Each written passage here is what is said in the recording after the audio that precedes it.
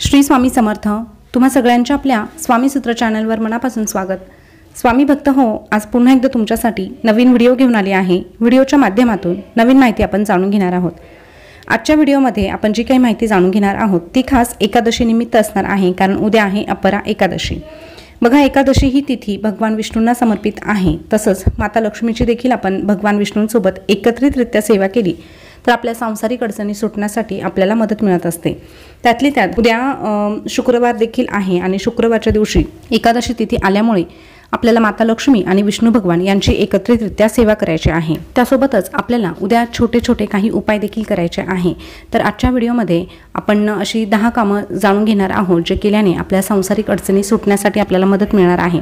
आर्थिक समस्या किंवा मग इतर कुठल्याही समस्या जर आपल्या असतील तर त्यासाठी आपण दैवी शक्तीची साथ घेणं महत्त्वाचं आहे। त्यामुळे दैवी शक्तीची साथ लाभण्यासाठी आपल्याला उद्याच्या दिवशी ह्या छोट्या छोट्या गोष्टींचा अवलंब करायचा आहे।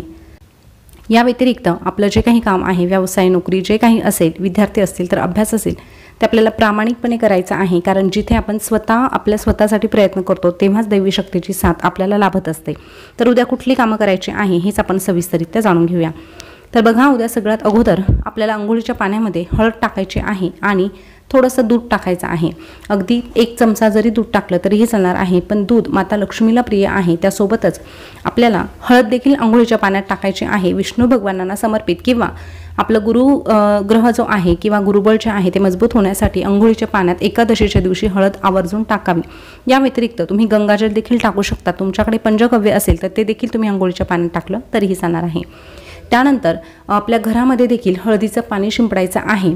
त्यानंतर आपला जो मुख्य दरवाजा आहे तो स्वच्छ पुसून अंगणामध्ये देखील थोडंसं हळदीचं पाणी शिंपडून द्यायचं आहे आणि जो आपला उंबरठा आहे त्याला हळदीचं लेपन करायचं आहे।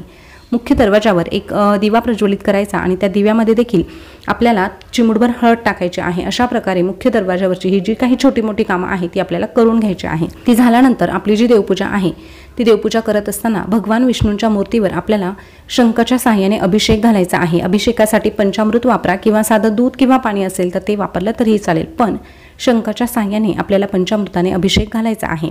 अशा प्रकारे भगवान विष्णूंच्या म्हणजेच बाळकृष्णाच्या मूर्तीवर अभिषेक घालून झाल्यानंतर ते जे तीर्थ आहे ते घरातील सगळ्यांना थोडं थोडं प्यायला द्यायचं आहे, जेणेकरून प्रत्येकाचं आरोग्य आणि जे काही स्वास्थ्य आहे ते चांगलं राहण्यासाठी मदत मिळेल आणि प्रत्येकावर भगवान विष्णूंचा आशीर्वाद कायमस्वरूपी राहील।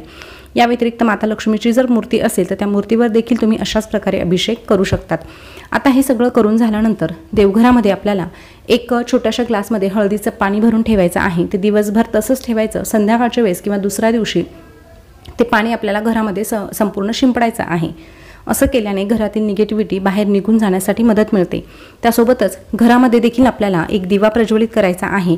तुपाचा प्रज्वलित केला तर अतिउत्तम, पण त्यामध्ये थोडीशी चिमूटभर हळद टाकायची आहे। तुम्ही तेलाचा लावा, तुपाचा लावा, पण हळद थोडीशी आपल्याला त्यामध्ये टाकायचीच आहे। अशा प्रकारे हा छोटासा उपाय देखील तुम्ही उद्याच्या दिवशी करू शकतात। त्यानंतर आर्थिक समस्या किंवा धनप्राप्ती व्हावी असं वाटत असेल, आता धनप्राप्ती काही आपोआप होत नाही तर त्यासाठी कष्ट देखील करणं गरजेचं असतं, पण बऱ्याचदा कष्ट करूनही त्या कष्टाला योग्य तो न्याय मिळत नाही। मग तुम्हाला माता लक्ष्मीच्या मंदिरात तुम्हाला एक छोटासा उपाय करायचा आहे किंवा भगवान विष्णूंचं मंदिर असेल, राधाकृष्णाचं असेल तर तिथे तुम्हाला हा उपाय करता येणार आहे। त्यासाठी तुम्हाला 5 जायफळ घेऊन जायचे आहे। 5 जायफळ आणि थोडीशी हळद घेऊन जायची। ते 5ही जायफळ तुम्हाला त्या ठिकाणी अर्पण करायचे। एका लाईनमध्ये ते सगळे 5 जायफळ ठेवायचे आणि त्याला प्रत्येकाला एक हळदीचं बोट लावायचं। माता लक्ष्मीकडे आणि विष्णू भगवानांकडे प्रार्थना करायची, आर्थिक समस्या सुटण्यासाठी मनोकामना करायची आणि अशा प्रकारे ते 5 जायफळ त्या ठिकाणी हळद लावून अर्पण करायचे। हा देखील अतिशय प्रभावी असा उपाय आहे, तर तुम्ही हा देखील उपाय धनप्राप्तीसाठी करू शकतात। त्यानंतर तुळशीला देखील काही गोष्टी अर्पण करू शकतात। तुळशीला सौभाग्याचे अलंकार अर्पण करू शकतात। मग त्यामध्ये बांगड्या जरी अर्पण केल्या 2 तरीही चालणार आहे किंवा चुनरी अर्पण केली तरीही चालणार आहे।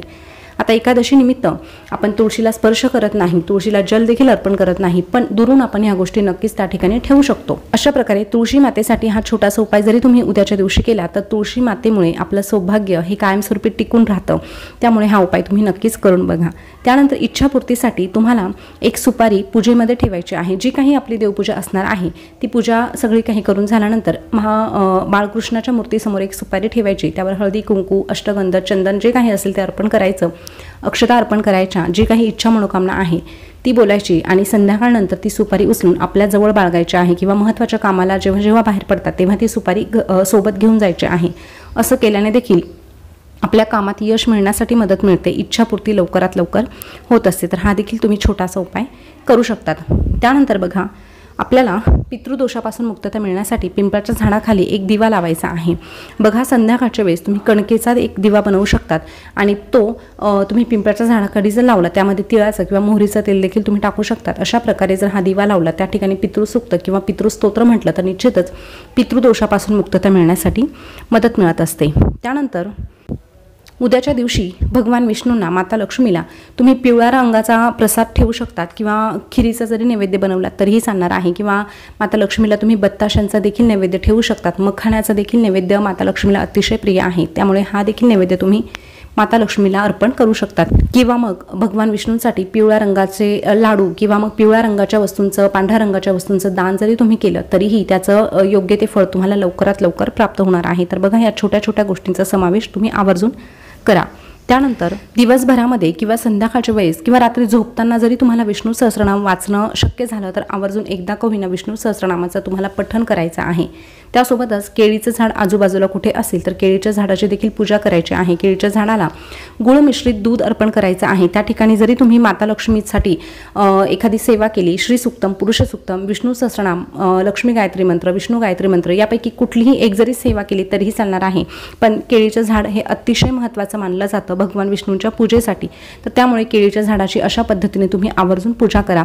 त्यासोबतच केळीच्या झाडाला थोडीशी चिमूटभर हळद देखील अर्पण करायची आहे, किंवा एखादा दिवा प्रज्वलित केल्यानंतर त्यामध्ये देखील तुम्ही त्या दिव्यात हळद टाकू शकता. तर अशा प्रकारे छोट्या छोट्या गोष्टी उद्याच्या दिवशी तुम्ही करू शकतात. त्यानंतर संध्याकाळच्या वेळेस कापरासोबत तुम्हाला 1-2 लवंग देखील जाळायच्या आहे. हा जो धूर आहे तो आपल्या घरामध्ये संपूर्ण फिरवल्याने घरातील नकारात्मकता दूर जाण्यासाठी मदत मिळत असते. तर स्वामी भक्त हो, हे छोटे छोटे उपाय सांगितलेले आहे. यापैकी जे तुम्हाला करणं शक्य होणार आहे ते आवर्जून करण्याचा प्रयत्न करा. जे शक्य होणार आहे तेच करा, पण मनोभावे करा, विश्वासाने करा. निश्चितच आपल्याला त्यामध्ये सकारात्मक असा अनुभव पाहायला मिळतो. तर आजची माहिती तुम्हाला कशी वाटली हे कमेंट करून नक्की कळवा.